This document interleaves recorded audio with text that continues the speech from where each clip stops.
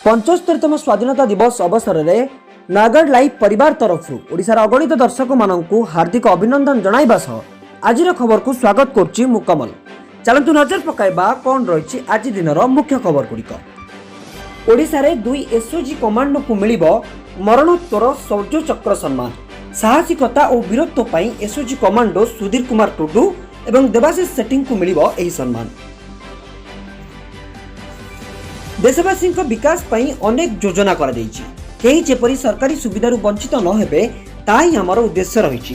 ए सहित सबका साथ सबका विकास सबका विश्वास सबका प्रयास पई लालकिल्लारु आह्वान दैछन्ति प्रधानमंत्री नरेंद्र मोदी।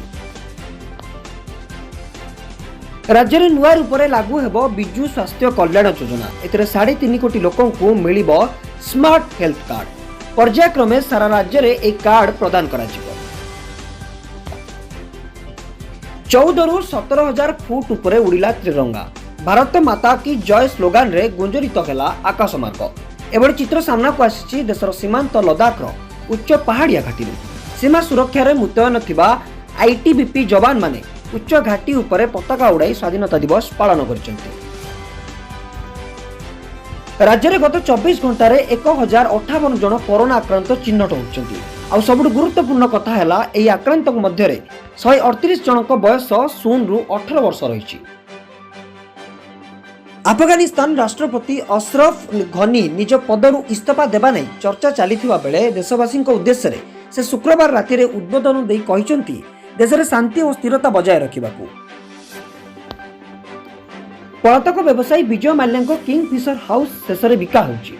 मुंबईर भिल्ले पाले थिबा एई घरटी डेट रिकवरी ट्रिब्यूनाल तांकर नवम प्रयास रे हैदराबाद रो सेटन रियल्टर्स को बिक्री करचंती। सुंदरगढ़ जिले में एबे प्रस्तुत कराजिबो स्पिरुलिना युक्त चिक्की। सदर ब्लॉक अंतर्गत रंगाणी पाठारे एथिपाई एक चिक्की प्रस्तुति यूनिट रो शुभारंभ करा जायछि।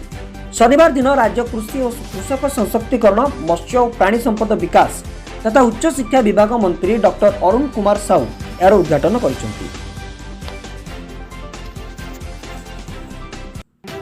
आज खबर को एट रखुचु। पुणी देखा हबो आउ किछि गुरुत्वपूर्ण खबर सहित। सेतबेले पर्यंत अधिक खबर अपडेट पई आपण माने देखु दांतु नयागढ़ लाइव, कारण सब खबर ऊपर रहिछि आम नजर।